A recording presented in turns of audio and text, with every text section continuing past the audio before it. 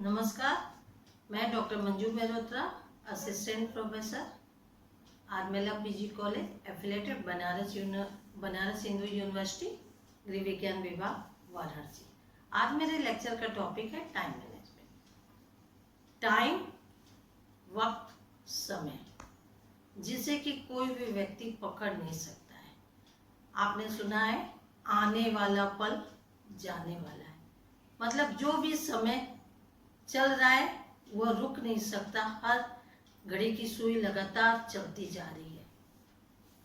करना क्या है, हमको अपने टाइम को इस तरह से मैनेज करना है, इस तरह से व्यवस्थित करना है कि हम अधिक से अधिक अपने गोल को अचीव कर पाए और उस गोल को अचीव करके हम उस अपने ऑब्जेक्टिव को, अपने टारगेट तक पहुंच पाए, जिससे हमें अधिक से अधिक सफलता हासिल हो, अधिक से अधिक खुशी प्राप्त हो। व्यक्ति पूरे समय यह कहता सुना जाता है कि मेरे पास कार्य करने को समय ही नहीं है। हर व्यक्ति जानता है कि हर व्यक्ति के पास 24 घंटा है। उस 24 घंटे ही में वो इस तरह से अपने टाइम को प्लान करता है कि उसे अधिक से अधिक संतोष, सफलता या विफलता चीजें प्राप्त हो सकती है। 24 घंटे के अलावा किसी के पास भी अलग से समय नहीं होता है। उसी 24 घंटे में एक व्यक्ति एकदम ऊंचाइयों पे पहुंच जाता है, दूसरा व्यक्ति लगातार असफलता प्राप्त करता जाता है। तो हर व्यक्ति का यह रोल होता है या उसकी ड्यूटी होती है कि रोज के जीवन में, अपनी फैमिली में, अपने घर की व्यवस्था इस तरह से करे कि जो उसका मेन फैक्टर, मेन चीज है टाइम, वह बर्बाद ना हो। उसको इस तरह से मैनेज करे कि मैक्सिमम गोल वो हासिल कर पाए, मैक्सिमम सेटिस्फैक्शन उसे मिल पाए, वह अपने जीवन से खुश हो पाए, जीवन में जो करना चाहता है वह कर पाए। हम आपको यहाँ पे बताना चाहेंगे या यहाँ पे हम आप डिस्कस करेंगे कि टाइम मैनेजमेंट होता क्या है।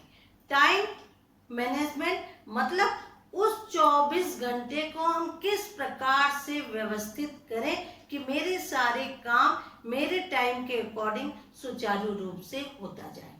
तो सबसे पहले टाइम मैनेजमेंट में पहला पॉइंट हम बताते हैं, आप चीजों को नोट करिए।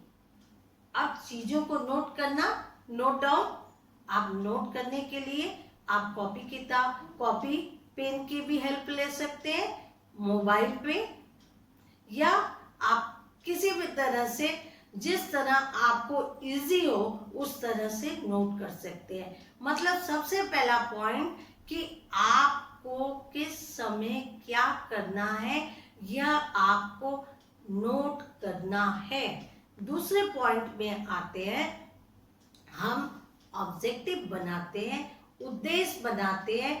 अब ऑब्जेक्टिव बनाने में हमें एक दिन का बनाना है कि 1 वीक का बनाना है, 1 मंथ का बनाना है, 1 ईयर का बनाना है। आपको ऑब्जेक्टिव बनाना है, उद्देश्य बनाना है कि आपको क्या क्या चीजें सबसे पहले करनी है, फिर क्रमशः आप पॉइंट्स बनाते जाते हैं। जैसे सुबह से शाम तक आपके पास मान लीजिए 12 घंटा है, 24 घंटे का दिन होता है। आप 8 घंटा अपना सोने में स्लीपिंग टाइम रख देते हैं, 4 घंटा और एक्स्ट्रा आप निकाल देते हैं, तो 12 घंटे का यदि आप प्लान करते हैं तो 9 बजे मॉर्निंग से लेके 9 बजे तक का तो आप ऑब्जेक्टिव बनाइए और उस ऑब्जेक्टिव को लिखना शुरू कीजिए कि आपको क्या क्या क्या काम करना है। उस चीजों को आप अपने अनुसार बनाएंगे।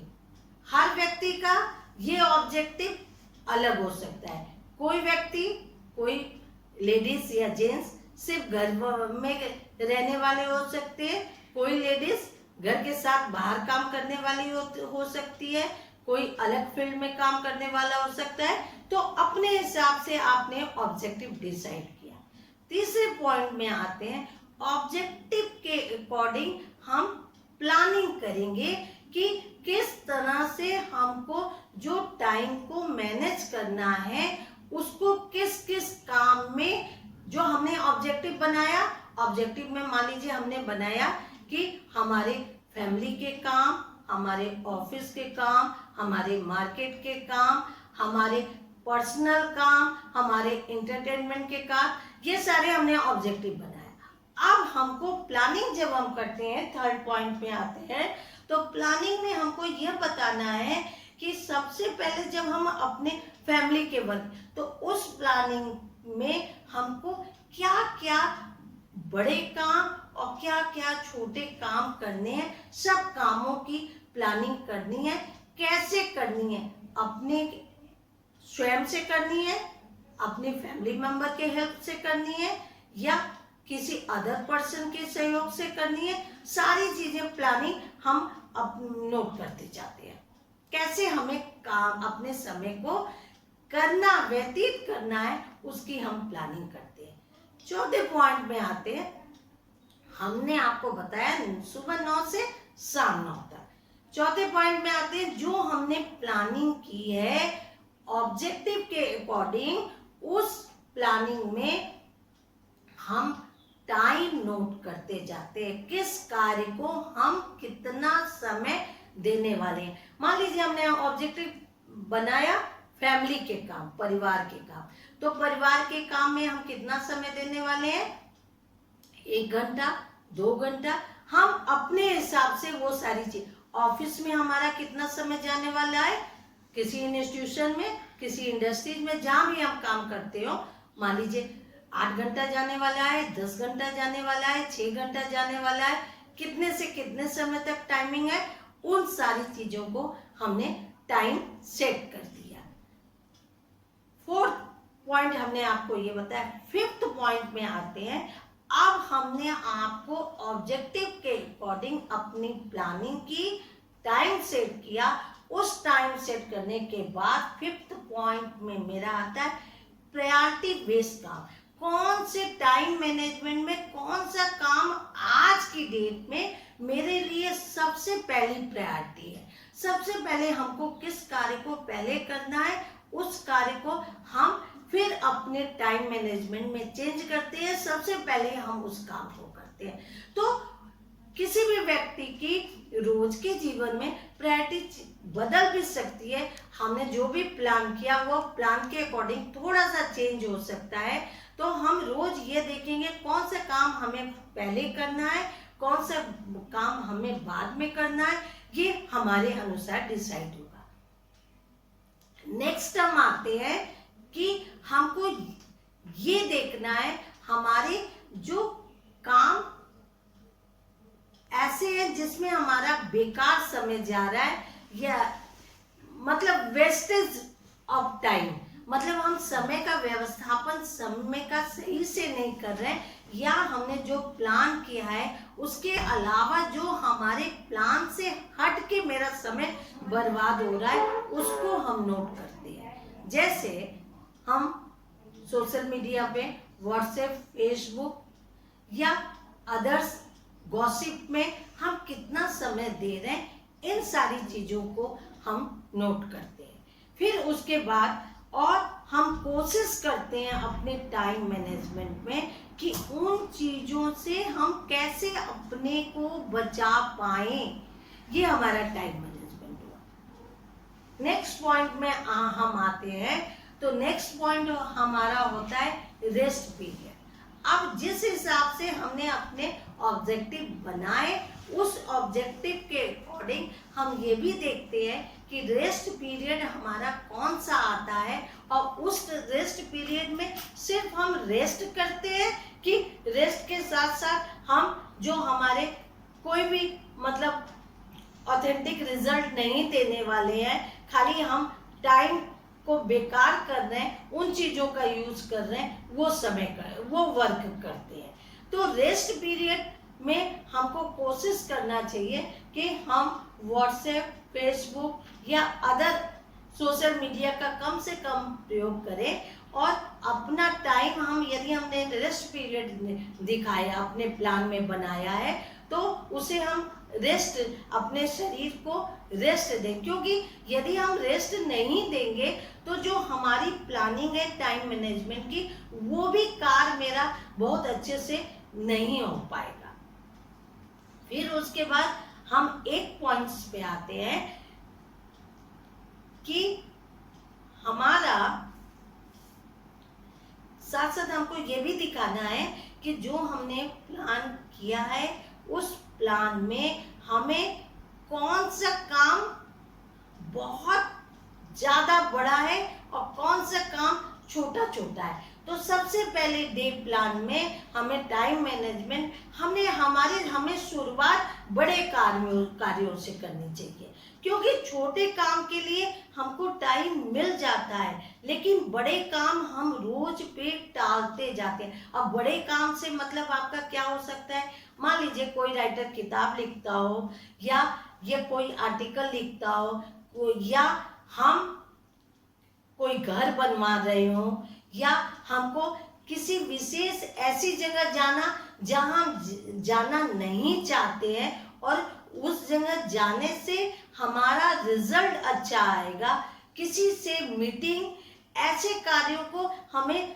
दिन के शुरुआत में ही उसका प्लान करना चाहिए, उसका टाइम होना चाहिए। क्योंकि यदि हम दिन के शुरुआत में ये काम करना शुरू कर देते हैं तो उसका अच्छा रिजल्ट आता है, और हम यदि उसको टालते जाते हैं तो वो हमारा रिजल्ट अच्छा नहीं आता है। तो टाइम मैनेजमेंट जो हम करते हैं उसमें सबसे पहले हमको ये ध्यान देना है कि हम अपने टाइम को किस तरह से मैनेज कर रहे हैं, किस तरह से प्लान कर रहे हैं, साथ ही प्रायोरिटी बेस पे हमारे कौन से काम हैं, बीच बीच में हमारा रेस्ट, और एक पॉइंट और मनोरंजन, साथ साथ हमारा एंटरटेनमेंट, कि हमें यदि मान लीजिए हमें गाना सुन के, देखिए मनोरंजन वाला जो पॉइंट्स हमने टाइम मैनेजमेंट में रखा उसे हम सोशल मीडिया से भी जोड़ सकते हैं। आज की डेट में हर व्यक्ति 10 मिनट, आधी घंटा, 1 घंटा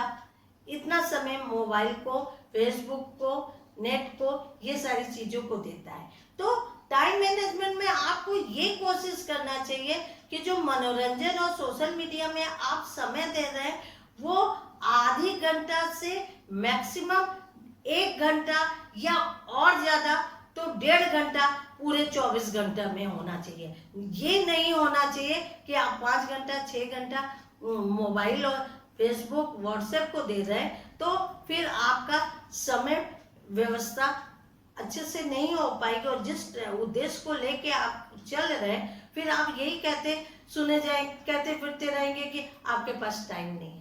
आप पहले अपने को वॉच कीजिए कि आप अपना टाइम किस चीजों में लगा रहे हैं, किस चीज में आपका सही से टाइम जा रहा है कि आपका टाइम का मिसयूज हो रहा है। उसके बाद जब आपका, हमने 12 घंटे का प्लान बताया, जब आप रात सोने जाते हैं तो फिर रीशेड्यूल, फिर से आप रीचेक करेंगे कि आपने जिस तरह से अपने डे की प्लानिंग की थी क्या उन चीजों को आप अचीव कर पाए। फिर यदि आप देखते हैं कि 70% 80% आप अचीव कर लिए तो भी आपका टाइम मैनेजमेंट सही जा रहा है, फिर आप रात को सोने से पहले दूसरे दिन की प्लानिंग करते हैं।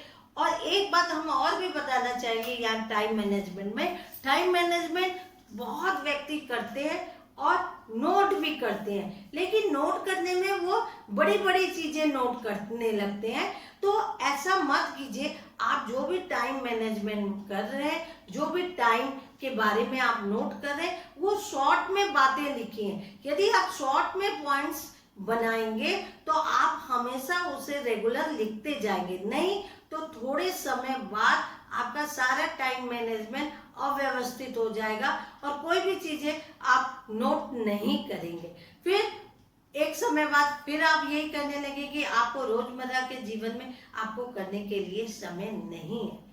देखिए हर व्यक्ति की ये ड्यूटी होती है कि अपने टाइम को देखे और खुद जांचे, खुद उसे इवेल्युएट करे कि वो जो अपना समय बिता रहा है किस तरह से बिता रहा है, अपने घर का मैनेजमेंट किस तरह से कर रहा है।